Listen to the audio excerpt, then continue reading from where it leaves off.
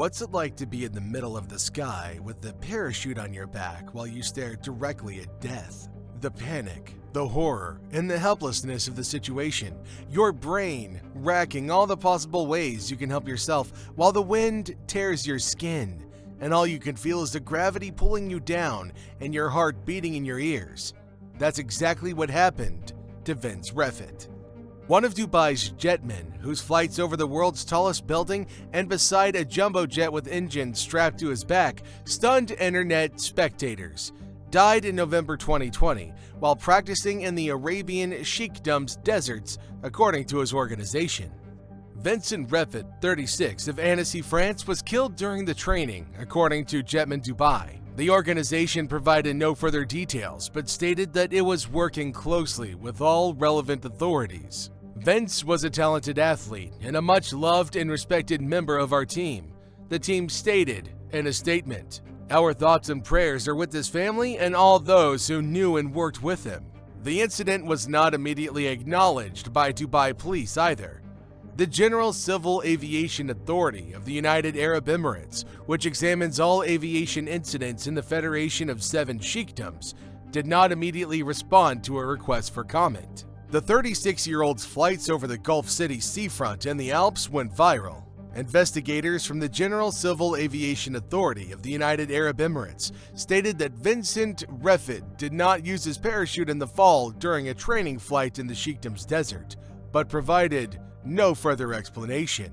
The investigators described Reffet as an experienced professional skydiver and jetwing pilot, and claimed video from the November 17th incident appeared to show him lose control and flip 800 feet off the ground.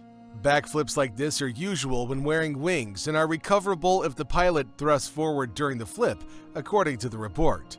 Reffet has come out of those flips before, but at higher altitudes.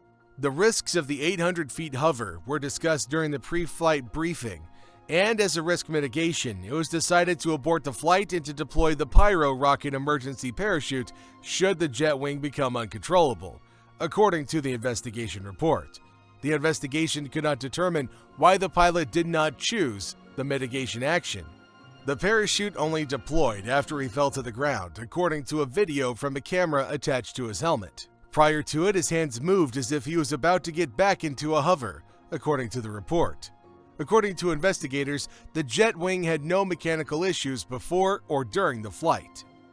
According to the article, the training flight would imitate a ground takeoff, a triangular flight, and a jet-powered landing on an 800-foot platform.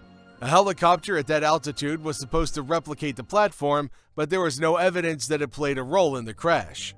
Vince Reffet became well known for his flights with Jetmen Dubai, which was founded by Swiss pilot Yves Rossi, also known as Jetman himself. Rossi's gear enables the group's pilots to fly at speeds of up to 250 miles per hour. He previously won gold medals as a free-flying skydiver on a team and as an extreme athlete sponsored by Red Bull. His parents were also skydivers, so adrenaline rushes were in his blood.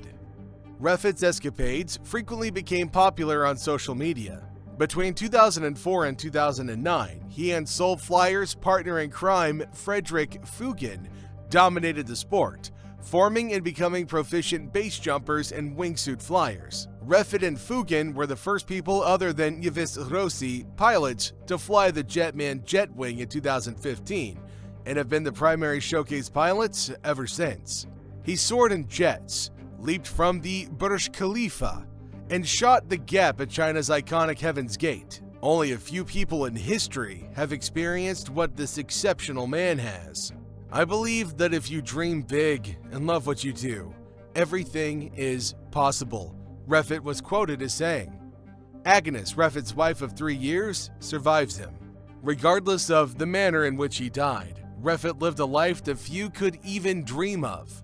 He made his first solo jump in 2000, the son of veteran skydivers, and went on to become a world champion in free flying, a team skydiving event that includes vertical body rotations and far faster speeds than typical belly-down freefall.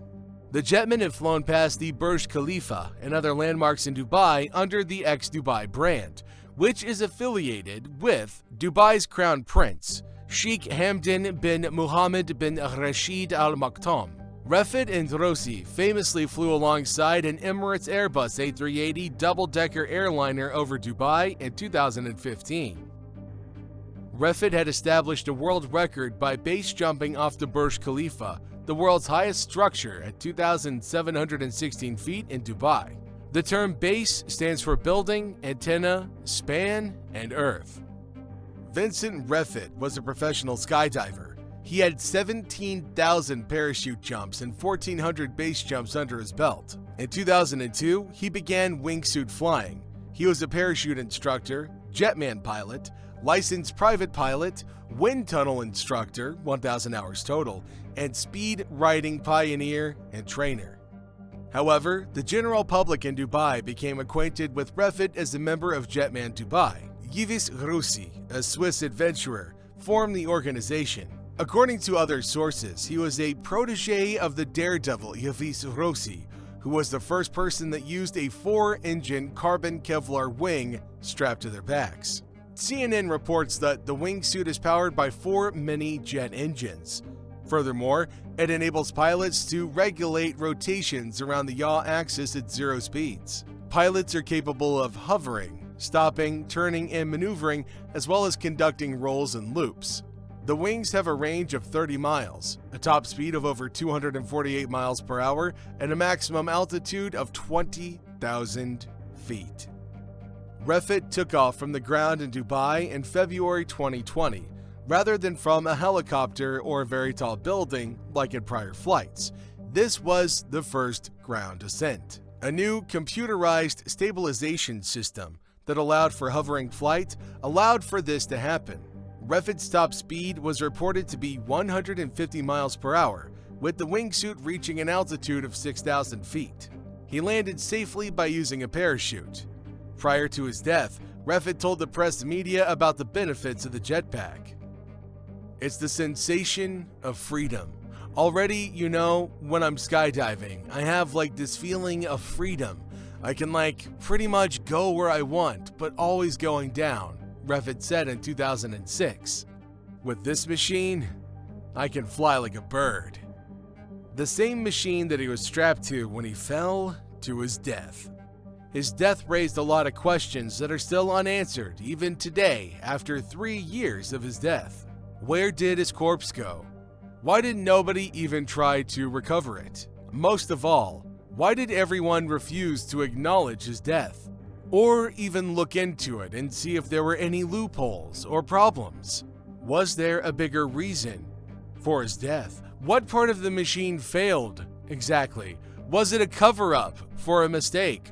What was this unfortunate accident? Was it even really an accident? And furthermore, the lingering question on everybody's mind: what really happened?